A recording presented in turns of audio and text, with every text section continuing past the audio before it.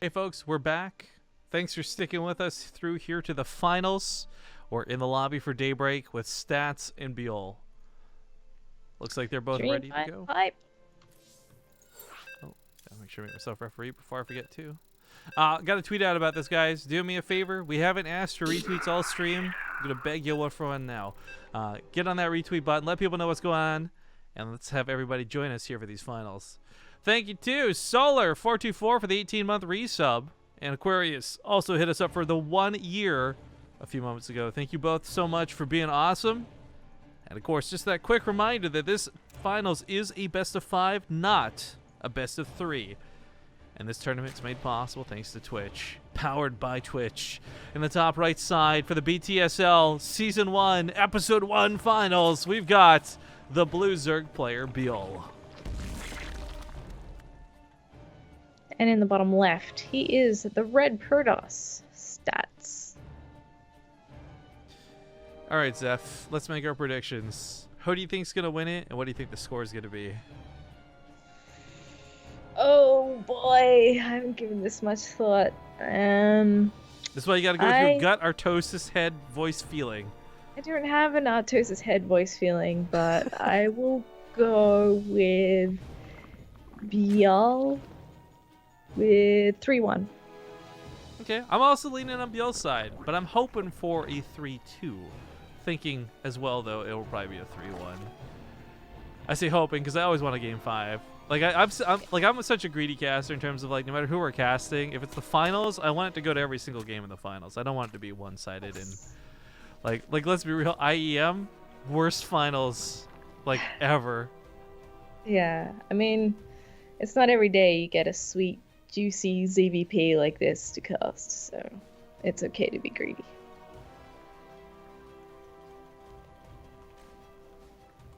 So there we go, just pandering my begging for retweets in Twitch chat. Of course, Stats coming across the map with a pretty early scout's nice. It's not gonna like actually get to build anything. You're not looking for proxies, but it is looking to see gas timings. The fact that ByuL's only on 1 gas is gonna make Stats a little bit suspicious on that 3rd timing. Natural's not done yet either. And then back at home for him, of course, we're not gonna have a 2-minute and blank second game because he's gonna have a wall off by the time ByuL's actually ready to go across and fight. Yeah, a lot of Zergs tend to sort of after they've gotten their 3rd up and running and whatnot, you might see a Bane Nest calm down, but they tend to play it pretty chill. I think ZvP is actually kind of interesting at the moment because some people will go that sort of Ling Bane style, other people will go Roach Ravager Bane. Some people like Roach Hydra. There's a lot of options for the Zerg composition where previously StarCraft hasn't always enabled that. It's always had to be like Roach Hydra Corruptor or something like that. So I think it's cool that ByuL has a few options here. Well, Ling's being super duper annoying. We'll finally clean up that probe. And of course, for Stats, I kind of forgot. It's been a while since we've seen like straight up clean PvZ, but I'm wondering, is this just going to be that Warp Prism with the DTs? Go and get a couple of swipes, fall back, make an Archon? Like the most classic way to play PvZ right now. Possibly. I mean, I'd assume so. Like for game 1, that's kind of what I expect. Just stick with the routine. And this is pretty routine in terms of the fact that it's ByuL. And he's always going to have at least some lings out on the map trying to wreak havoc. He will get poked away from that structure, but he's already begun with having a bunch of units out on the map ready to pick off anything that they can possibly find. By the way, Dark Shrine does not get slapped down really quickly, and not a Warp Prism, so we're not going to have that more classic opening. And I'm wondering if this is part of like just seeing a lot of lings, or if he just wants to have more units out quickly. But no quick resonating glaives, no quick blink. Just straight into Immortals. Alrighty.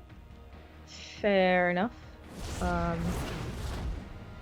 That maybe won't be so amazing if ByuL sticks to this Ling play. And he is getting the Ling upgrade. He's continuing to pump out Lings as he takes his 3rd as well. the beauty of this is that even if your opponent isn't making units that immortals are going to take huge chunks out of, you're going to have a lot of adepts available with that resonating glaives finally coming down now with the warp prism reinforcing them on the front lines. And I think ByuL is aware of that. He's getting the Bane Nest now and continue to pump out links because he knows, okay, you're sitting on those 2 bases. You haven't sent anything my way, and all I've seen is a Robo and a few gates. Oh, and the Twilight. I'm not sure if he's seen it upgrading yet, though. So I think he knows what he's going to be up against here. By the way, thank you, Girthing3019, for the 22-month resub. Glad to have you on board for so long, friendo. But as the Warp Prism moves out, I mean, adepts are pretty good, just generally speaking. And stats just showed us in a PvP. This will certainly apply to a PvZ. His Warp Prism and adept micros very much on point. But we'll see if this can break ByuL or not. ByuL, of course, is set up for some annoyance around the side, so it kind of delays this third for a small period of time. As the adepts get up here, they're going to pick up a couple of drones immediately, but the surround also quickly ensues, so no freebies over here for stats. Yeah. The gross thing about adepts, like, he's had to make 30-ish lings all up. Granted, some of those were already out for harassment, but it's only 4 adepts and he has to make that many units just to be safe. By the way, I just looked at the bets as they've closed up at this point and almost dead even. Got on ByuL 11,910 Partoofs. On stats, exactly 11,001. So Wow. people are pretty indecisive about who they want to put their Partoofs on, and I don't blame them either, because I feel like this is a pretty close match. I know you and I are both leaning towards ByuL, but again, Stats is a pretty fantastic player, and I don't want to undervalue or underplay him in the slightest. No, of course not. This is purely off the impression I've gotten from ByuL in the recent matches we've seen. He's just so terrifying that I find it hard to look past him as the victor of this match. But Stats, you know, you can never count him out. He's amazing and a much better human than I am, on top of being a pro gamer. So let's see how he goes. He's going to push out with this bunch of Protoss units. They've got to be careful because they might get surrounded by a bunch of lings, but at the same time, Adepts trying to do some work in the main. Oh, the force fields are a little bit late. If those had come down much sooner, I don't think it would have lost almost anything to these lings, but instead loses a sentry and a couple more units. Luckily, though, he does keep the important units alive. The Immortal lives. The sentries live. The Templar Archives also revealed, I mean, we're not going to see Storms unless there's a lot of Banelings to worry about, so it is just Archons for the time being. I think Stats' army is actually looking pretty dandy. There was not a great trade in the middle of the map for ByuL, but for ByuL, of course, most of this game has been focused on keeping Stats from killing his workers, pushing back the Warp Prism, etc., etc. Yeah, it's looking pretty good. There is a Spire coming up for ByuL though, and is continuing to upgrade the lings. He has gotten roach speed, a few roaches and ravages for good measure as well. I mean, they're always going to be useful to get rid of force fields and force the positioning of Stats' army a little bit. But I love the addition of Spire because that's just not something that Stats can really deal with right now. In fact, he's going to be aggressive with what he has here, or is he just trying to meet the army out in the middle of the map?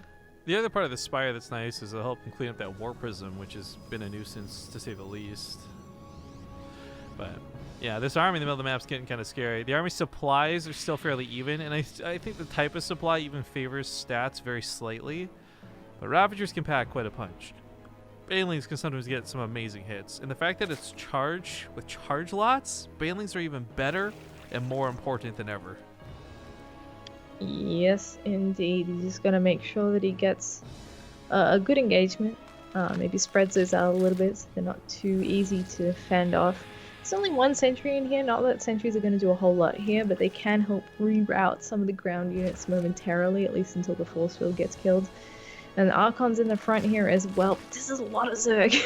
Stats realizes that. He kind of dips on. He's like, oh, nah, I'm going to try a different angle. Yeah, the 5 extra health on the Banelings helps out a ton too. Speed being done, obviously, but being able to just live through the splash damage, eat that little bit of an extra hit to connect to those Zealots. Now, the Spire was made, and the mutas aren't that crazy. They're not really policing Warp Prisms by any means, but they are getting some harass done. This is free damage to the 4th. No repercussions so far. Yep, and Stats can't really even do anything about that right now. All his stuff is focused on the front lines. Coming in from a couple different angles. The Zealots were kept really far in the back. He wanted to keep these away from the Banelings as far as possible. He ends up taking some pretty nasty hits, and the Zealots now have to start moving in. They got to help with that charge. They got to get on top of those roaches. The Immortals are starting to bleed out. That War Prism's got those reinforcements coming, and Stats is going to dive right in. These Zealots are going to be so hard to clean up without Banelings. They certainly are. Maulings are going to come out, but I'm not sure if he's going to have the time to morph those. Nice cutting back with the roaches and ravages he has left. He also got some nice hits on the end of that engagement on the Immortals, but they're at the moment just tanking away at all those little drones on that fourth hatchery. The hatchery itself looks like it's probably going to go down. I don't think ByuL can actually stop this. No, I mean, the Immortals are too much. The Zealots, as we can see, they're just so tanky and so dangerous. And ByuL sitting here with +2 melee upgrades. That means nothing to these Zealots. They're busy swiping down the Lings and cutting them down. That War Prism, by the way, down to 6 health. I mean, if this War Prism had been picked off at any point, there'd be no reinforcements, and this would be a lot easier to deal with. But Stats sitting on like 1,000 minerals. He's ready to warp in close to like 10 Zealots at a time. 10 gateways. There we go. Speak of the devil. 9 Zealots coming in to replace this. I feel like I underestimated Stats. Like, I didn't think this one engagement would look this good for him. And it looks like ByuL slowly might be gaining a little bit of ground here, but he's had to micro his heart out to kill what he has. And oh, look at that. The Zealots are actually just feasting on I think the army supply difference is too much at this point. Looks like ByuL does too. GG's, and Stats will take the first game in the finals. Yeah. Oh boy. Well, there's the one map he was gonna win. The next 3 are supposed to be Beyond, right? ByuL rather, according to our maybe not so good predictions. Well, they still might be. I mean, all things considered, this is StarCraft 2, and with the maps being what they are and loser's pick being a pretty big advantage, we'll see what they have on their mind for what's next. It's been about 15 minutes since our last ad break, though, guys, so we're going to hit up a 2-minute commercial while we get this lobby set up. Don't worry, you're not missing any of the action, and we'll be back as soon as we can. Thanks for watching.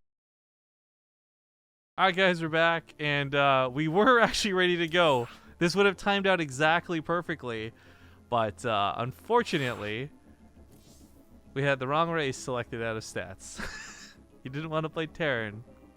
What a shame. I think you could have pulled it off. I bet Stats' Terran is pretty darn good.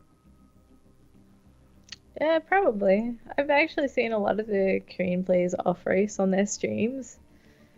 And it's like, man, to be good at one race is one thing, but to be good at multiple races and they just casually queue up at their ridiculous GM Korean ladder MMR with their off race and still slay nerds, it's just kind of, oh boy, well, a little scary. So for a lot of people out there that don't know this, there's actually, it's not just like since the separate MMRs came into play. There's a lot of Koreans that would play all 3 races, and they'd have separate accounts or they'd have separate friends accounts they borrow because it really, I remember we were talking with Jockshi about this. A lot of people didn't realize Jockshi was GM on all 3 races playing a random versus random tournament. And he had said through a translator, like, it helped him understand the matchup better from the other point of views. And it makes a lot of sense, like, why you would want to be good with all 3 races. Like, to understand what it looks like from your opponent's point of view beating you down is a pretty big deal.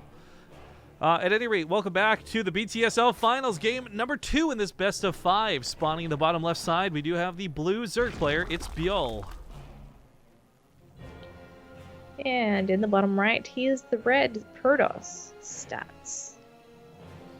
All right, Stats is of course up 1 game right now. A little bit surprised, nothing crazy, but we really were pretty ByuL favored and ByuL biased coming into this. But showing us already that he's got the stuff to make us shut up as we get into game 2. I think that you said it best during the commercial break to me, like, who plays on this map? Like, why do I don't understand why people want to pick this map, and I'm kind of with you on this one. I don't think for PvZ at least, this is the map I would imagine ByuL picks as his, like, I need to get ahead map. It's not the worst map. I guess it's sort of I don't know. I just personally don't like the way it's laid out. And it's pretty easy for people to hold 3 bases and stuff. Not that good for ByuL sort of constant having Lings in your opponent's base style. But you know what? ByuL's smarter than me. Actually, as you bring that up, this actually starts making a little more sense. Because if there's one thing Newkirk's really good for, it's sneaking in Ling drops to this cliff that usually has no vision on it. Stats, though, I think knows ByuL's tricks. Like, it kind of looked a little bit like this in that first game. I'm not gonna lie. Like, I'm wondering how much metagaming is going on between these players. Like, how well they know each other already from practice or ladder or whatever you want to call it. But ByuL is very much consistently doing these drops in all three matchups. Or sorry, all two matchups that aren't ZvZ, rather. And to have the pylon down to scout this before it even has a chance to go off, this is great out of stats. Like, he's already shut down one of ByuL's avenues of attack just by seeing it. Yeah, that's actually pretty smart too. So that's just one less thing he has to worry about in the early game. And if ByuL can't do any harassment damage, I gotta say, I'm not sure how accurate my prediction's gonna be. I still think he'll win, but what caught me off guard in that last game was just how decisively Stats won. By the way, I want to get some accuracy, clarity in chat. Someone's asking, are you a cat or a dog person? And you responded with doggo.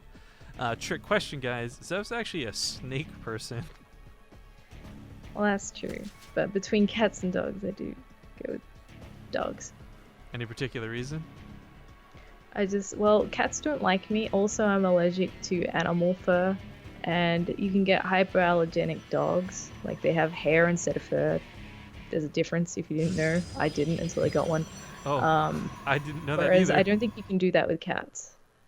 Yeah, didn't you have to, or don't you still have or had like a white little dog or something like that? I did. She went upstairs to the sky actually almost exactly a year ago. Oh, I'm so sorry to hear that. Me too. Alright, well, the Overlord's already been pushed back. A little bit of damage goes into this, so Stats isn't sweating it too bad. Shoutouts to Artanis is my bro for the 11-month resub. Glad to have you on board for another month. While this goes on, though, ByuL's still rallying a couple links across the map. He's gone for his own third behind this, but not exactly rushing any particular direction, just getting that +1 out really quick.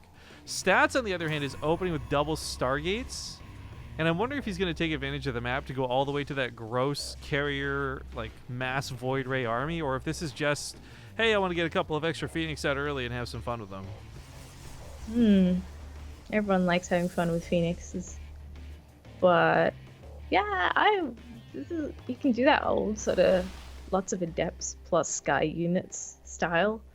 That was super strong. You know, you spoke about Myungshik earlier. It's definitely right up his alley, that kind of strategy. And yeah, well, Phoenix, if you get Phoenixes up to like 16 or more, I don't care if you got Lings, Banlings, Hydras, or Roaches. Like, they're all going to have a bad time. Phoenixes are really annoying when in, like, really good hands. Yeah, Phoenixes are like the mutas of Protoss in the sense that there's always something to pick off. And for Zerg especially, like, you've got Overlords positioned all nicely, you're ready to scout, you got Lings at the bases ready to know when they're actually expanding, and then the Phoenixes just ruin it all for you. You have no vision, they have a full scout of your base, and the list goes on of benefits that Phoenixes bring. So I really like the choice of going Phoenixes. We'll see how ByuL deals with it. I'm actually curious to see what his composition is going to be, because he went with that sort of Roach Lingbane style last game. Does he stick to it in this game? Well, the Adepts have got to come back home because there's some annoyance here in the third base. The Lings are causing quite a bit of chaos. Yeah, in fact, might have to cancel. That actually goes for the cancel. All right, nice moves out of ByuL. Yeah, that's pretty cool. As soon as Stats moves out, of course. Poor Stats just wanted to go visit his buddy across the map, but unfortunately he had to come back home. At least his links do get cleaned up for the moment. But at the same time, ByuL was snuck across the top side of the map with a bunch of units. I'm not sure how much these will be important or not. There is a bit of an interesting lull here in production where as Stats moves towards carriers, the Fleet Bacon finishes up behind this and that +1 air weapon starts. What he has on the ground is pretty much what he's going to have on the ground. He doesn't want to have to invest in Immortals or Stalkers or anything that's going to cost gas because he wants all of that going into the sky. But if he doesn't get this third base down, he's going to have an equally bad time. So it's a bit of a tough choice. He has to keep building things. Thank you for that new sub from Pandemonium1C. Glad to have you on board with the Twitch Prime action.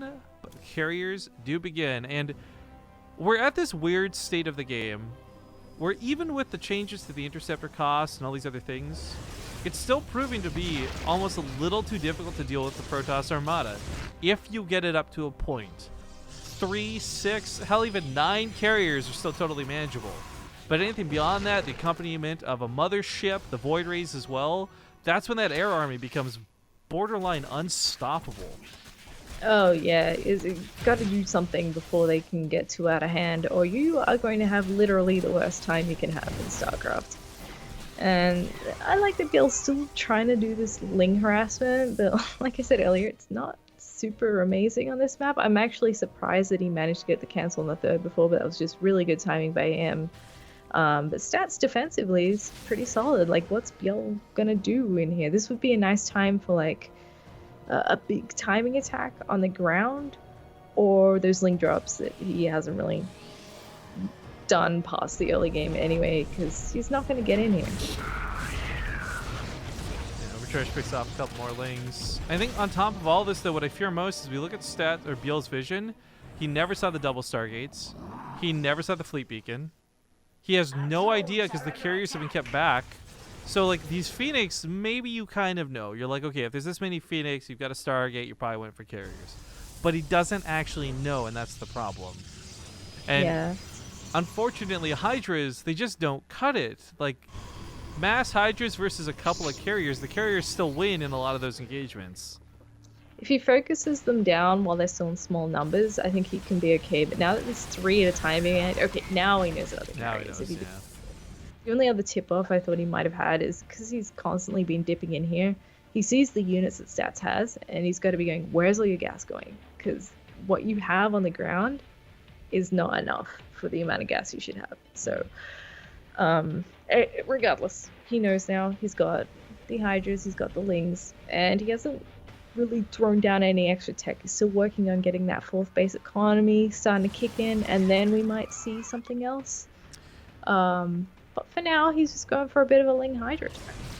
Gotta give some big thanks to Diabreza, by the way. Thank you for that new sub. Twitch Prime. Yeah, baby, get it for free, no less. Zealots defend the Lings on the top side. Hydras are a little bit scary out in the middle of the map like this, but for stats, there's this other element of this where the mothership itself hasn't started yet. It's pretty expensive, and he doesn't want to push it out, but I mean, that extra stealth field goes a long, long way. Not to mention she gets a lot of extra health. She can deal a ton of damage, and frankly, if you've never watched a mothership melt Hydras, you've never had a good time playing Protoss. Yes, indeed. It looks like Stats is almost ready to start doing some stuff. He could actually poke out a little. It's a bit risky there. Yeah, I don't know that he actually wants to push out. We see the Twilight Council coming down perhaps a little bit late. I think right now in his mind, he's thinking about turtling up and getting some Templar with this. Couple of Storms will take care of the Banelings. Couple of Storms will take care of the Hydras. Oh, my bad. I got the supplies switched because he was at like almost 180, and I was like, oh, you know, he's getting to the point where he's maxed out. It's actually ByuL that's climbing up that a little bit quicker. Not that Stats is too far behind at this point, but okay. ByuL doesn't want to leave him alone any longer. Let's see if he can actually get a good angle of attack. There's 2 really important parts of this. There's the Guardian Shield, which will help air, but there's also the Force Fields, which will keep the Banelings back. Nice oh my god, these Force Fields are almost borderline perfect. It's like one mess up in all of them, but Hydra's been taking care on the north side. They've killed a lot of the interceptors so far. For Stats, it's not about the cost of replacing them, but the time it takes to replace them. The Banelings crash into the wall of Force Fields while this goes on, and the Banelings have been, for the most part, really ineffective during this fight. And I think Stats is going to take this without a doubt. He pushes this back. Oh boy, on a scale of 1 to cost efficient, that was definitely cost efficient for Stats. Wow, those are some great measurements. How does that compare to the metric system? Oh man, I don't know. But I will say though, I'm very worried for Stats. He threw away so much of an army. They're so expensive. Look at the resources, or excuse me, for ByuL, pardon me. Look at ByuL's resources lost after that fight. I mean, that was just devastating. And that was so much investment in Banelings that just did not pay off. Forget the Hydras for a moment. If all that gas that had been used on Banelings had just gone straight into Hydras, maybe he could eventually whittle away game 2, or round 2. But all he killed was interceptors, and 56 of them went down, sure, but none of the carriers died. No focus on this either. This looks really bad for ByuL, and Stats is looking to be quite commanding with all these carriers. Force Field's still standing up behind this. Guardian Shield keeping everything from taking too much damage. Once more, it does affect air. GG's get called, and Stats with a 2-0 Oh my god. Now, I did say Stats. I'm hoping for a 3-2, so Wow. now we need ByuL to bring this back. Reverse 3 all games. kill. Yeah, pretty much. Yeah. I don't know. Stats is it just ByuL isn't really getting anywhere with him. I think Stats might have it. I'm impressed. Well, it is going to be Stats' map choice once again, and he's going to go with Overgrowth. Or, wait, ByuL? ByuL. ByuL, excuse me. Yeah, ByuL's choice once again with Overgrowth. I keep mixing the players up. I don't know why I'm doing that. Let's hop into it. We'll pause on the commercial break just so we can get this up ASAP. You guys won't miss any of the action. Yes, I will say, I really like Stats, but I will still be surprised if it's a 3-0. Like, I think Stats is a good player, and I think it's totally possible that he does it. It's more that just ByuL has been so good lately, it's hard to believe that he would lose like that. Yeah, it's just the fact that Stats has started the series out 2-0 pretty comfortably too. Like, it's not been a moment where I'm like, oh no, looks like Stats might lose. Like, it's ByuL has basically always been on the back foot, and it comes down to that first engagement every time. The first fight they actually have, like a proper army to army fight, has gone decisively Stats' way. Mm. So we'll see if game 3 works out that way. It's Overgrowth. Yeah, time will tell. Well, looks like they're both ready, so let's get this started. I got a couple of shout-outs to do before we get in the game. Thank you to him, Rickby, for the 5-month resub. Ryan as well for the 23 months. And then Eric292 just subbed brand new. Welcome to the channel, friends, and welcome back to the channel, friends. Glad to have you guys on board here as we get into game number 3 of the BTSL Finals. Again, this tournament is powered by... Oh, my God. It did it again. Stats, quit trying to play... Oh, it's ByuL this time playing Terran. Everybody wants to play Terran. They know it's OP. I'm so excited to get the next game going. They're just not really checking. No, I love that this has happened twice now. And it's where we said earlier, no Terrans made it to the finals. So Terran's really trying to, like, force its way into the finals here. All right, the ByuL and the Golden. And then let's get everybody here. And let's get this going.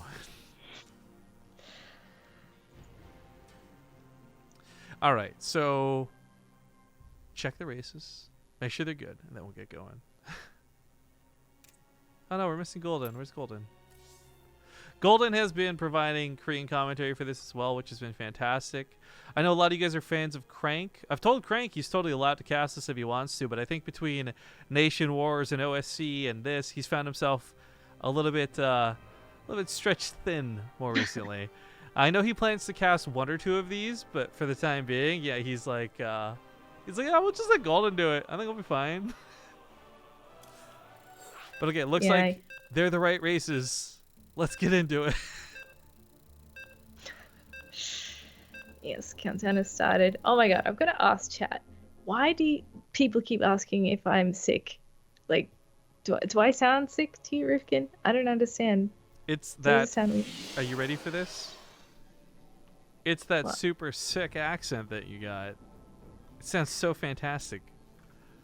They're just confusing. I regret asking now.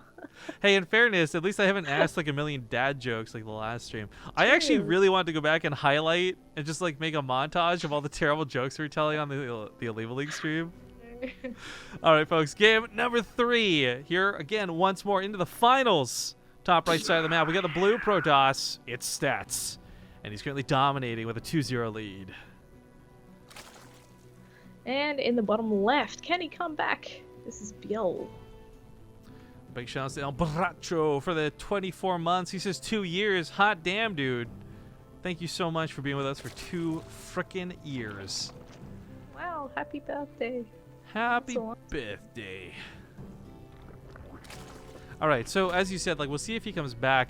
I think for me, I'm still really rooting for ByuL on this one. Forget the all-kill element. Forget like us trying to call direction or one or the other. I really like ByuL. However, at the same time, Stats has not had great performances in a lot of our online cups. He's been getting knocked out early, so I think a win for him might actually just straight up be important mentally. Yeah, quite possibly.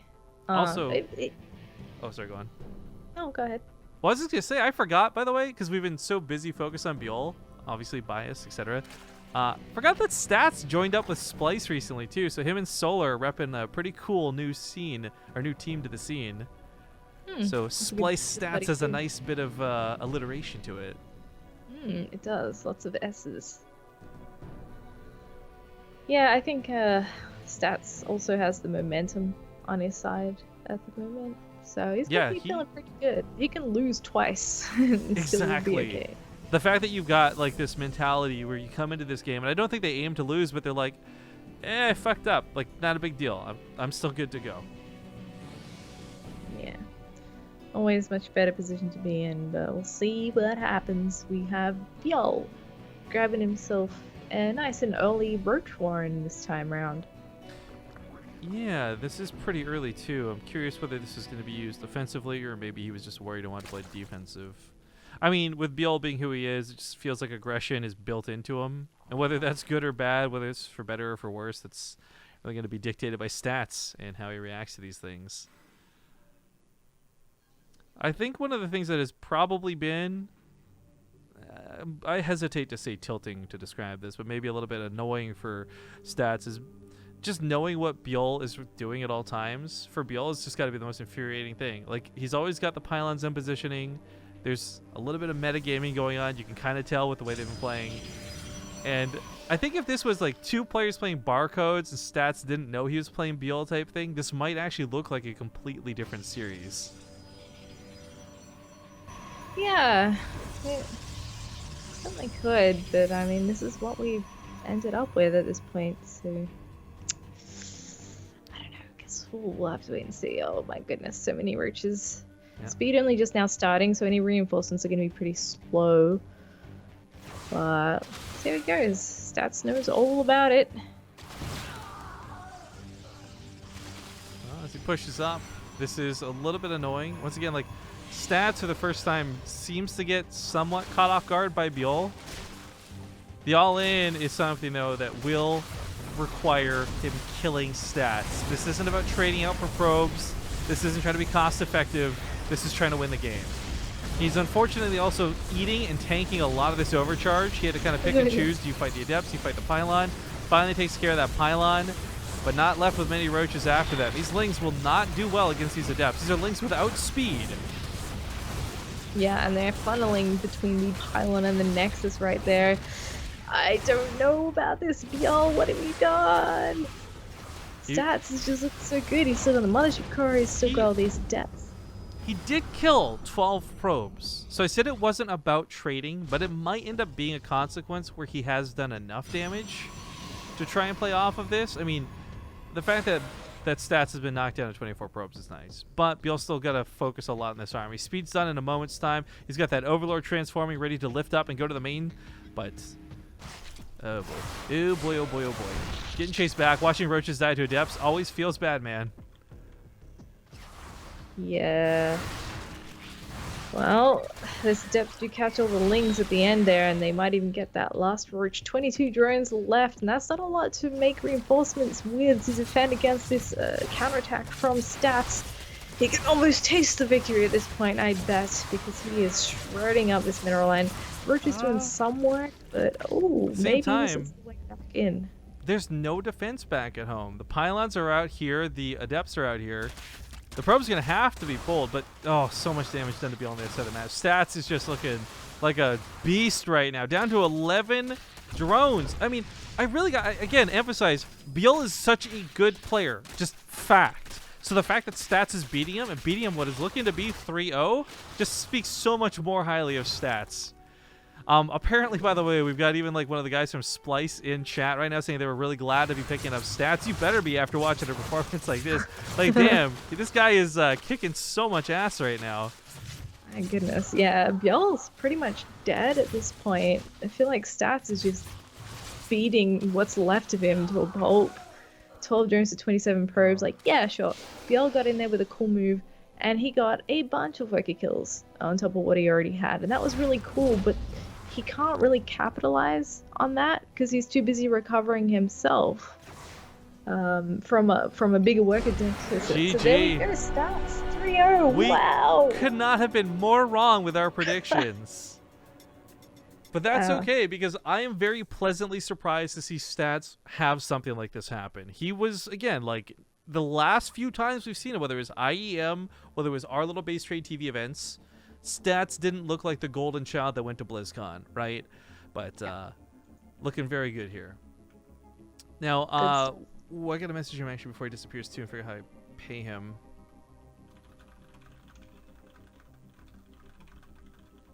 Because a lot of these guys will win tournaments and then just like take off because it's like bedtime in Korea. So sorry guys, just 1 second as I quickly reach out and I'll message ByuL on. I already have ByuL on Skype. Okay, cool. So yeah, this was the first edition of the BTSL. It was on Thursday this week, but every other one is planned for Friday. Not to say like every other one, but literally like the rest of the remaining of these events are meant to be on Fridays. We'll see how that works out time-wise. Tonight was a little bit wonky. Apparently we had this this Africa tournament going on that we didn't know about. I don't know, but I still think I'm pretty happy. 2,600 people at the end. Not quite the 6K we were pulling before, but you know what? I'll take it. And I'm glad you were with me, Zeph. Thanks for joining me on this. No worries, pal. Always a pleasure. So I will say for everybody here, this might be Zeph's last cast. I don't know. I mean, obviously, again, she's always welcome, and if we've got room, I'm very happy to have her join me. But at the moment, she's got a lot of her own stuff with the OSC. She's got a job starting up with like regular work hours, so I don't know how much we'll get to see her in the future. So Zeph, I just want to say, in case you don't come back, in case it's another friggin' year or 5 before I see you again, I just want to say I really, truly enjoyed your company. Thank you for joining me on the cast. Thank you for being part of BaseTradeTV again, even if it was just for a short time. Well, thanks, fam. No, it's been good. It's always a fun time to cast on BaseTrade. I have missed it a lot. But yeah, such is life when you have a real job, which...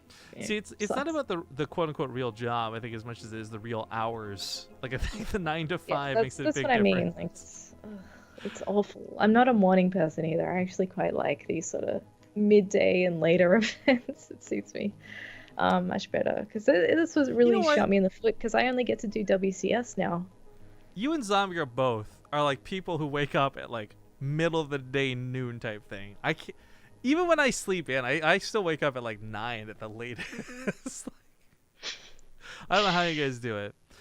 But yeah, so Zeph, thank you again for joining me. We're going to go to a quick commercial break. When we get back, we'll say our proper goodbyes. So stick around, guys. We'll see you in a couple minutes.